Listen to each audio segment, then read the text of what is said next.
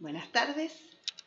Segunda emisión de la ronda lectora virtual #SiempreLiteratura, de la ronda lectora de la Facultad de Filosofía y Letras de la UNCUYO en la Biblioteca Liliana Bodoc. La semana pasada continuamos con la lectura de nuestra obra literaria Metafísica de los tubos, de Amélie Nothomb.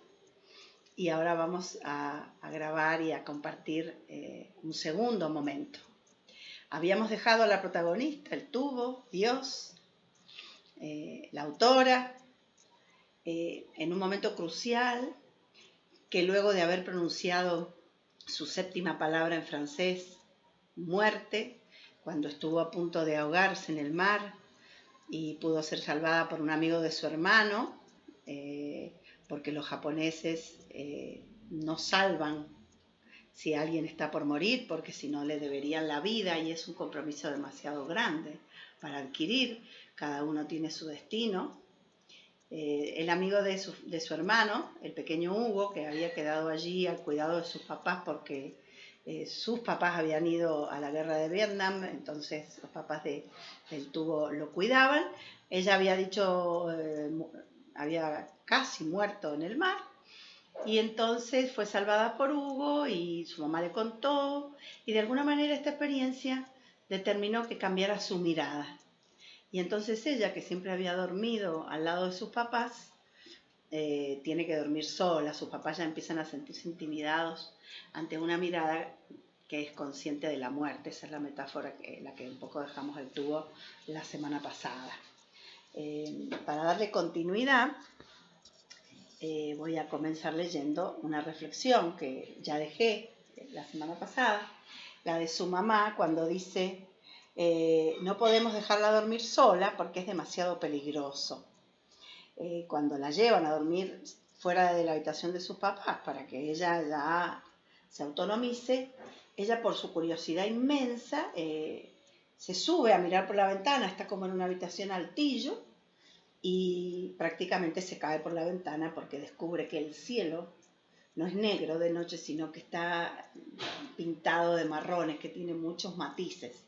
Y la clase pasada habíamos hablado de esos matices.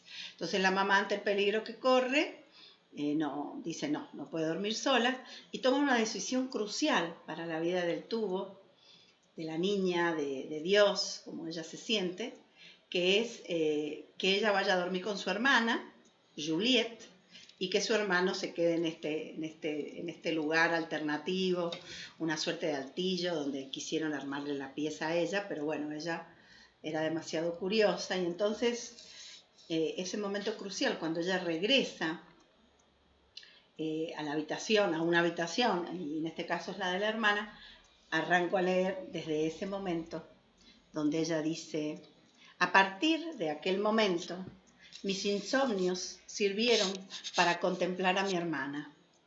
Las hadas que se habían asomado sobre su cuna no solo le habían concedido la gracia de dormir, sino también la gracia a secas.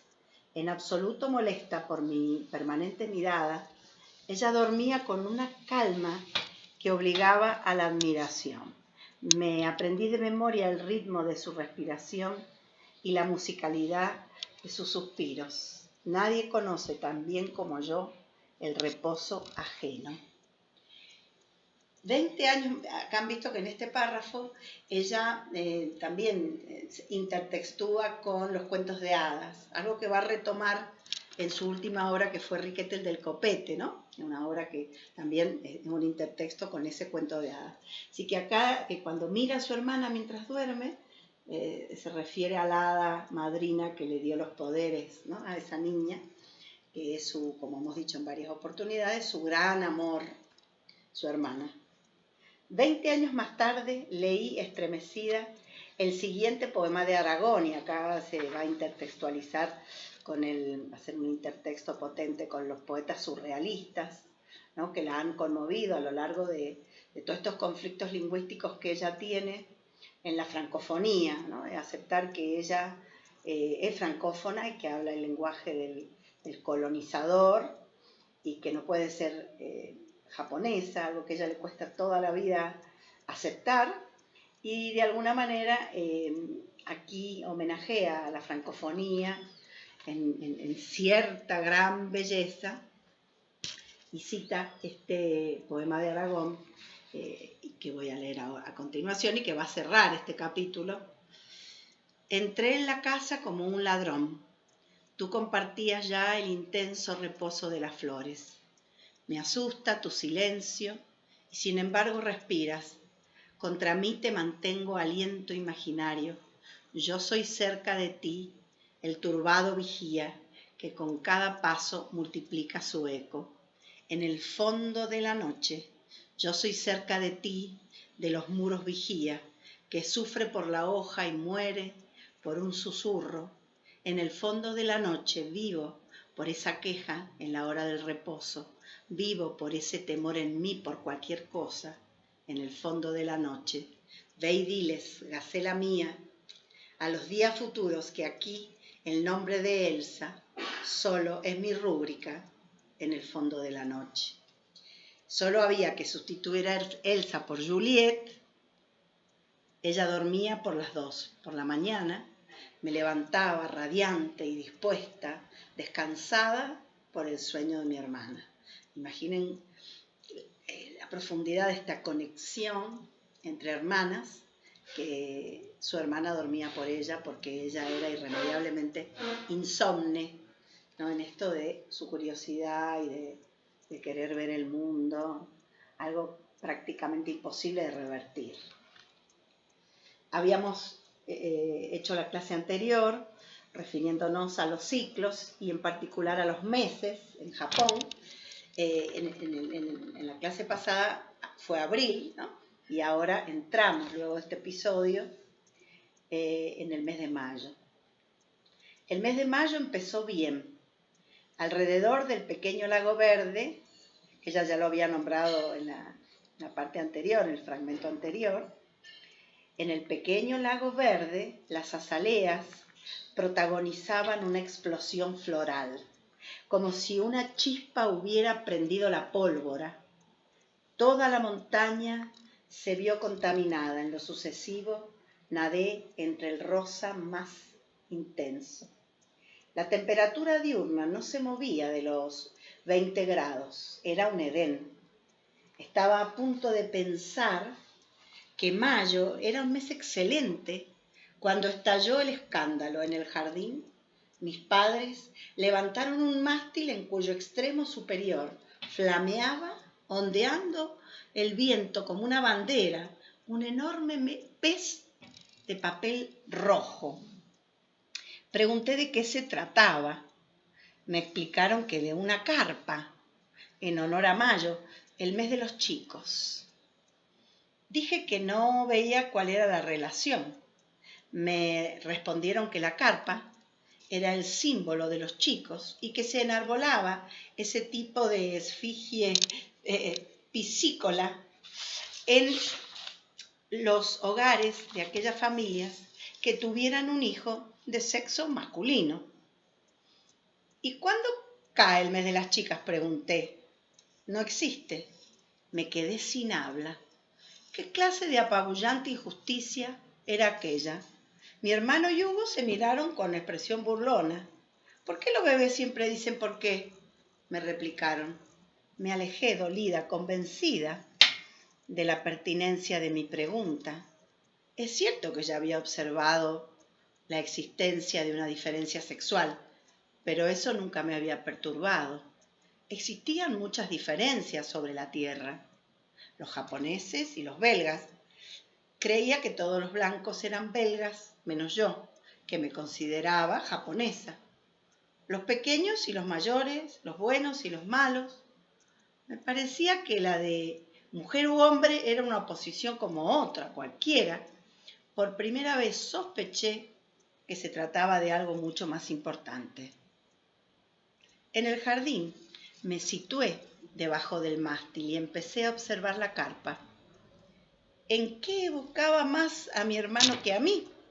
¿Y la masculinidad en qué resultaba tan formidable como para dedicarle una bandera y un mes? más aún teniendo en cuenta que aquel era un mes de suavidad y de azaleas, mientras que a la feminidad ni siquiera le dedicaban un banderín, ni un solo día. Le propiné una patada al mástil que no manifestó ninguna reacción.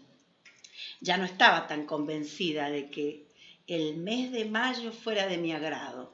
Además, los cerezos del Japón habían perdido sus flores, se había producido una especie de otoño primaveral. La frescura se marchitaba antes de que yo la hubiera visto resucitar 2 matorrales más allá. Mayo merecía ser el mes de los chicos, era el mes del declive. Solicité ver carpas de verdad, como un emperador exige ver un auténtico elefante. En Japón, nada más sencillo que ver carpas. Y en mayo, más todavía, se trata de un espectáculo difícil de evitar. En los parques públicos, siempre que hay un punto de agua, contiene carpas. La función de los koi no es la de ser comidos. En realidad, un sashimi de carpa sería una pesadilla, sino observarlos y admirarlos. Ir al parque a contemplarlos constituye una actividad tan civilizada como asistir a un concierto. Nisho-san me llevó.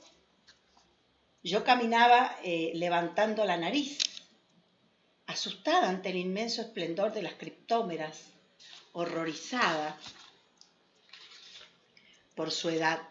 Yo tenía 2 años y medio, ella 250. Eran literalmente 100 veces más viejas que yo.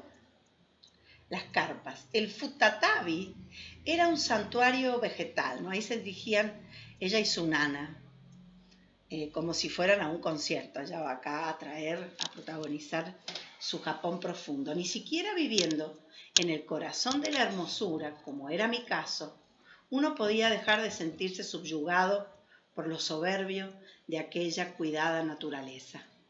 Los árboles parecían ser conscientes de su prestigio. Llegaron al estanque, observé un hormigueo de colores. En la otra orilla, un bonzo se acercó a tirar unos gránulos. Vi cómo las carpas saltaban para alcanzarlos. Algunas eran enormes. Era un brote refulgente que iba del azul metálico al naranja, pasando por el blanco, el negro, la plata y el oro. Entrecerrando los ojos, uno solo podía contemplar su chispeante colorido a la luz y maravillarse. Pero abriéndolos de par en par, aún uno no podía hacer abstracción de su espesa silueta de peces diva, de sobrealimentadas sacerdotisas de la psicicultura. En el fondo, parecían castafiores mudas, obsesas y engalanadas con vestidos tornasonados. Los vestidos multicolores resaltan el lado ridículo de las morcillonas, igual que los abigarrados tatuajes hacen destacar la grasa en los gordinflones. Nada resultaba tan poco agraciado como aquellas carpas. No me disgustó que fueran el símbolo de los chicos. Viven más de 100 años, me dijo Nisho-san, en un tono de absoluto respeto, ¿no? Acá, ingresar en el mundo de la carpa, ¿no? Empatizar con los detalles, sentir algo de sagrado o de muy, de muy ancestral, de muy profundo, un desafío para nuestro universo cartográfico de la montaña, ¿no? O sea, por más que idealicemos algunas facetas del mar o tengamos en nuestro universo de imaginación algunas ideas relacionadas con lo marítimo, en nuestra experiencia física, nuestra experiencia corporal, adentrarnos en la simbología de la carpa, ¿no? Es algo muy interesante. También, como mencionamos la semana pasada, nos mete en una sinestesia, ¿no? En un lugar de sentir, imaginar, ver colores, tamaños, y bueno, y también la discursividad feminista contundente que tiene Amélie Nothomb, que la descubre de muy pequeña cuando esta niña sintiéndose Dios, empieza a cuestionar el mundo heteronormado, el mundo de los varones, y nos pone ante la conciencia de esas contradicciones en su devoción por Japón, en su deseo de ser japonesa. También tiene que aceptar que mayo sea el mes de los varones y que no haya un mes de las niñas. También acá aparece, bueno, de alguna forma, cómo ella lo cuestiona y a la vez cómo busca que empaticemos con esa experiencia, ¿no? Cuestionadora, que va más allá y que se mete en lugares en los que las japonesas, y sobre todo su nana, no se pueden meter, nunca se han metido, ¿no? No va de eso. Y para ella es claro, es nítido, es transparente, es vital, es genuino, solamente pregunta y lo siente. Dice, se tienen merecido los varones tener un mes cuya simbología sea una carpa, ¿no? Un bicho que no tiene belleza comparada con otras bellezas, sobre todo con las azaleas, que le parece que son las que de alguna forma deberían darle entidad al mes de mayo.